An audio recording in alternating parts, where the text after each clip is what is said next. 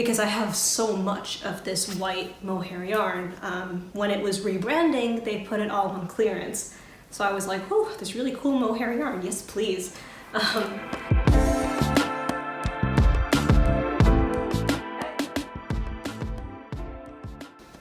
Hey guys, welcome back to my YouTube channel and to my knitting podcast series. I'm so excited to have you here with me. Thank you for joining. My name is Samantha and I am the knitter and knitwear designer behind the Strikkechick. So it's been a bit of a warm week here in Tromsø. For those of you that didn't hear in the last podcast, I currently live in Tromsø, Norway in the Arctic Circle. And we have a couple good weather days a year, and this week we've had quite a few of them actually. So I've been leaving my knitting needles at home and have been going to a lot of beaches and fjords with my partner. And I'll have some video footage of that so you can see what it looks like here, because I had a couple people ask kind of what it was like to live in the Arctic Circle. And honestly, if you forget that you're in the Arctic Circle, a lot of these places look like they belong in the tropics. So that was really cool to kind of feel like a little mini vacation 40 minutes away from home. But I have still been doing a little bit of knitting since the last time we chatted, and I am really excited to share some of my new works in progress and finished objects with you today.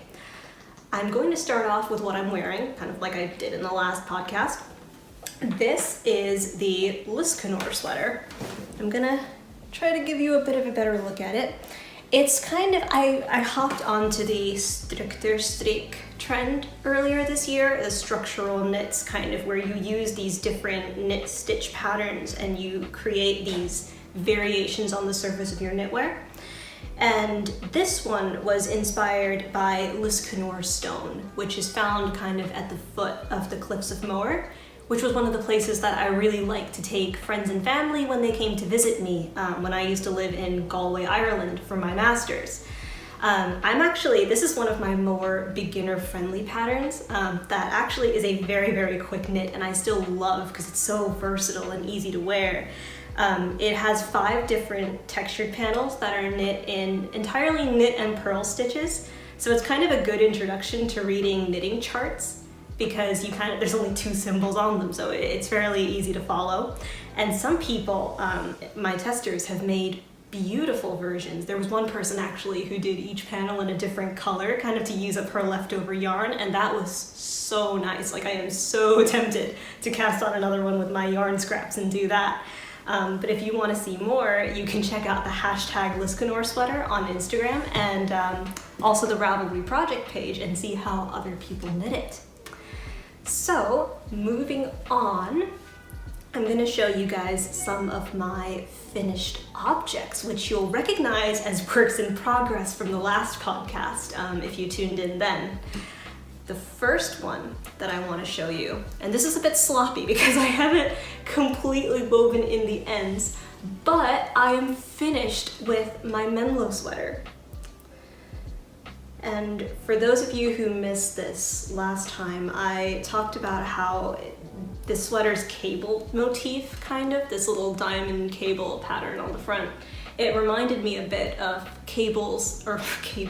of ivy cascading down the walls of Menlo Castle in Galway, Ireland. A lot of Ireland-inspired knits today. But yeah, this is kind of a cropped, tighter fit, mostly because I was worried about losing yarn chicken for some yarn that isn't so readily available in Norway. It's Rowan Felted Tweed DK in the shade Pine. But I did win yarn chicken. I have approximately half a skein of yarn left after finishing these. So I let myself go a bit on the sleeves. They're a bit billowy and long, but I'm really happy I did that because I am so excited with the fit, and I'll have a couple pictures. I wore it out on one of our beach trips, so I'll have some of those to show you as well. And it's currently in testing. A lot of testers actually are getting kind of close to done, which is crazy. This took me so long to knit, and so I gave people 3 months for a deadline of August 15th, and a lot of people are on the sleeves, so power to them. I mean, fast knitters. But yeah, I hope to have this released around the end of August because I think it's a really nice kind of late summer, early fall, kind of chilly but not cold yet kind of sweater because it's kind of light. But yeah, very, very excited for the Menlo sweater. And I don't know if there's a lot of posts on Instagram with this hashtag just yet, but you will see them popping up relatively soon. So my next finished object for you is actually hot off the needles. I finished it this weekend, blocked it in a day, and then just added the buttons this morning.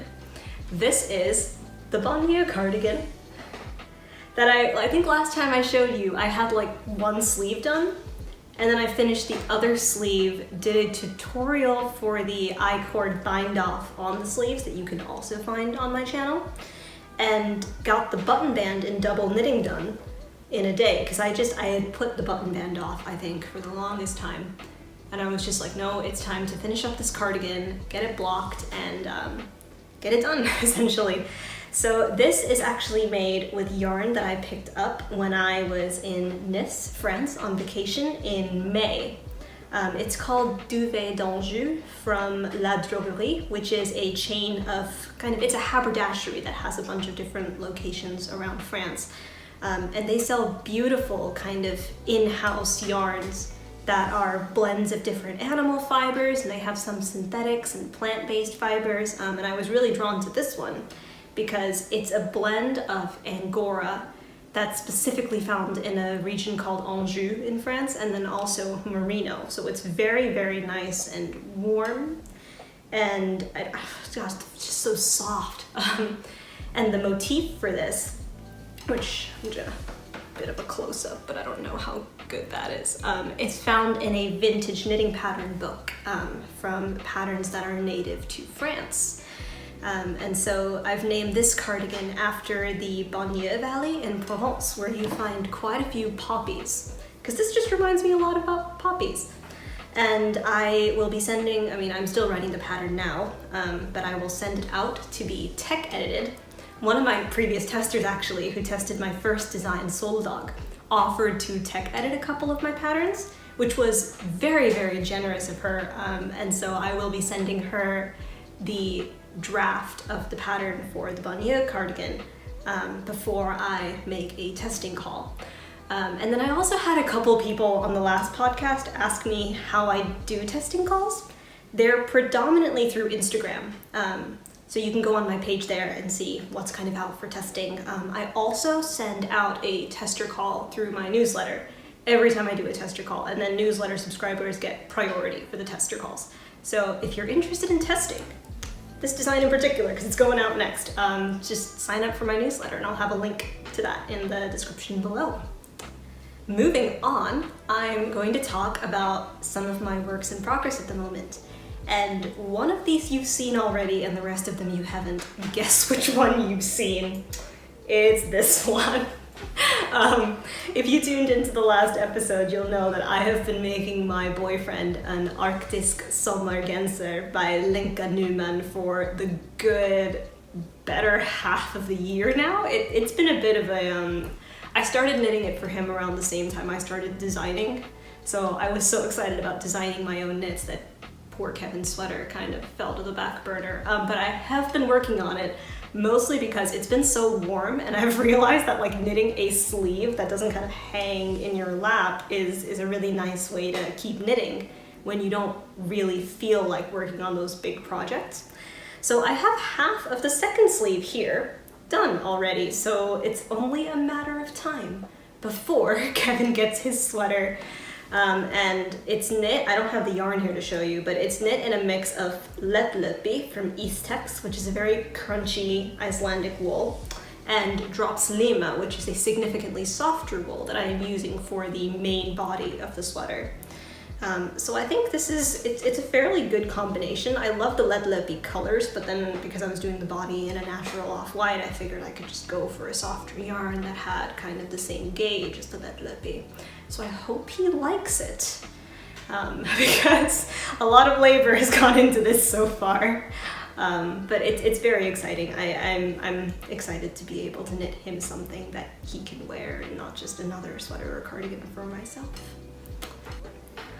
My next work in progress that I have for you is a bit of a sneaky cast-on that I did because I needed a bit of a palette cleanser, again, from Thin Needles. which is funny, right? Because you think summer draws around and you want to knit on thinner needles, and then the fall and the winter gets here and you want thicker. But I've been knitting on thin needles for so long that now I'm like, oh my gosh, give me like the 7+ millimeter needles. I need to knit on something bigger.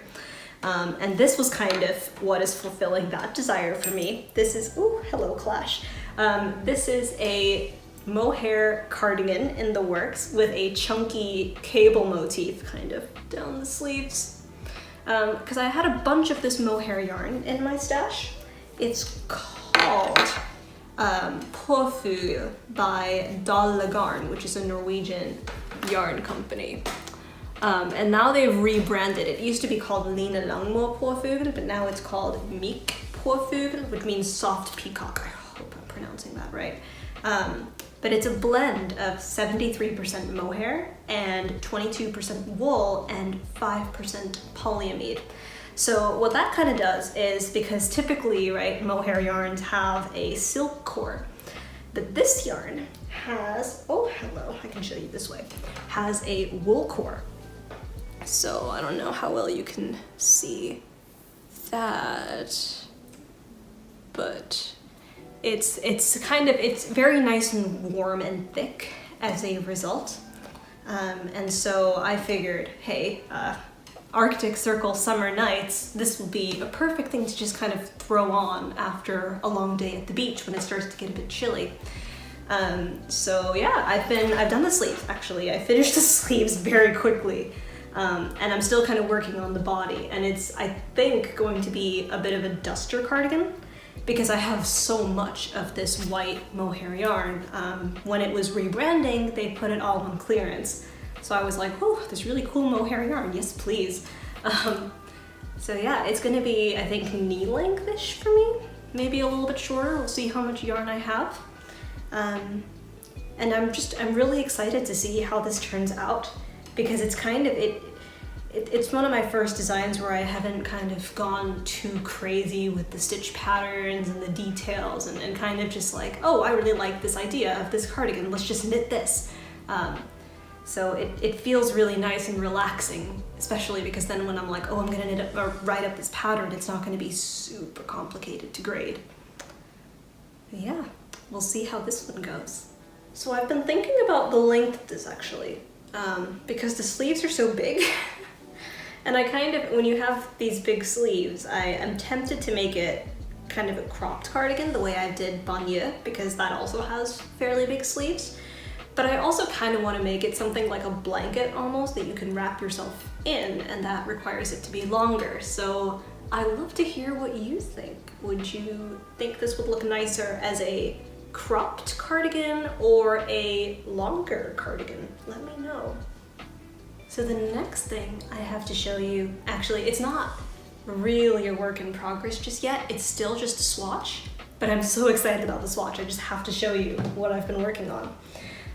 So this is yarn that I had in my stash from two previous projects, two previous test knits for other designers actually. And this is Drops Air in the shade Clay, I want to say. And this is Drops Kid Silk in the shade Almond.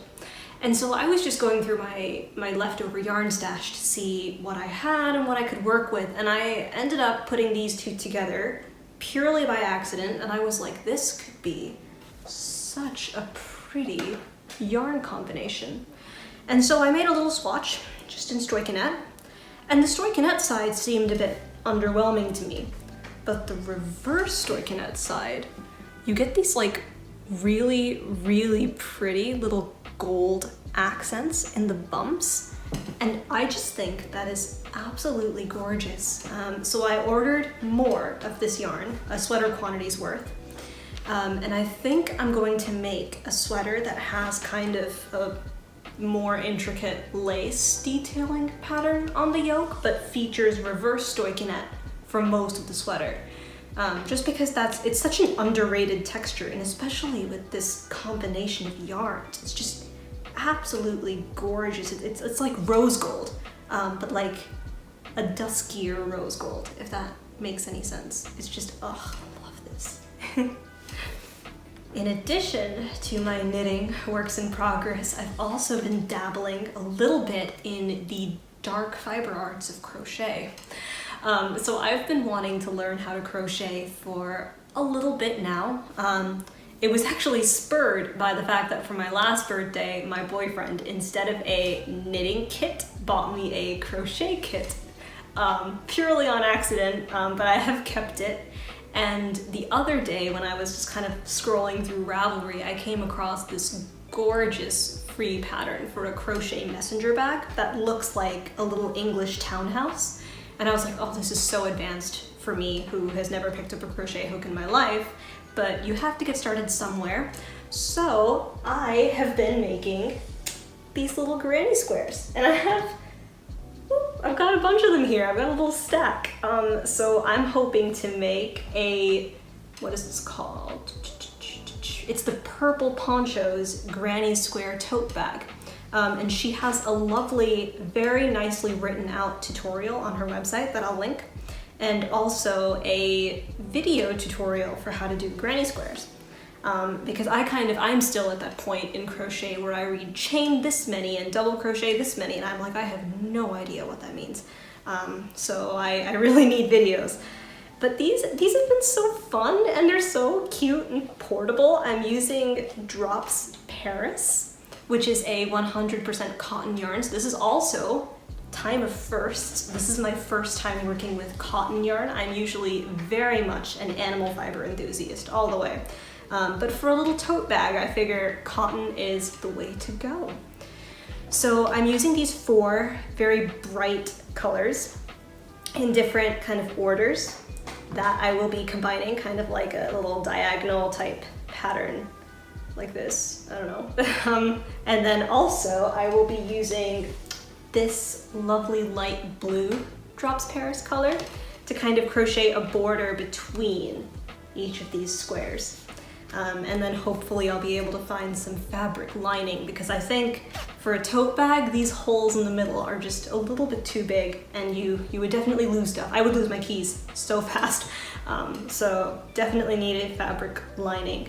So this is a big learning curve project for me, I think, and I've just been kind of crocheting it, not knitting it, crocheting it in between big knitting projects when I need a bit of a break from grading and pattern writing. And it's just so fun. It's also just so fun to do something that you aren't really actively thinking about how you can use certain aspects of it in your patterns.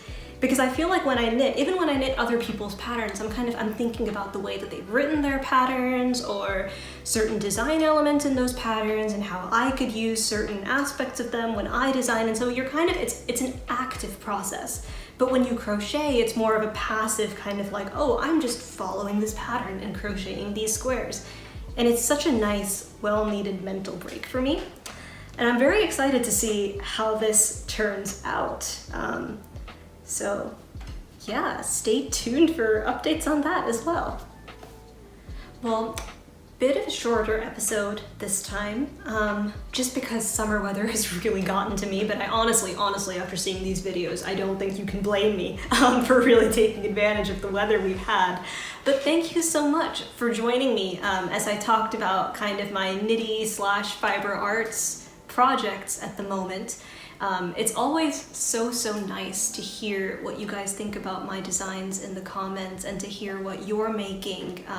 So please do leave me a comment to let me know what you think, or let me know if there's something you're working on that you really enjoy. It's just, the reason why I started this podcast was kind of to connect with other knitters in a friendly, chatty way, and so it feels so nice to be able to do that. And as always, if you like this video, feel free to like and subscribe for more. And if you want to come over and say hi, I'm over on Instagram and Ravelry and TikTok as the Strikkechick. And you can also find me on my own website, thestrikkechick.com. Until next time, happy knitting! Bye!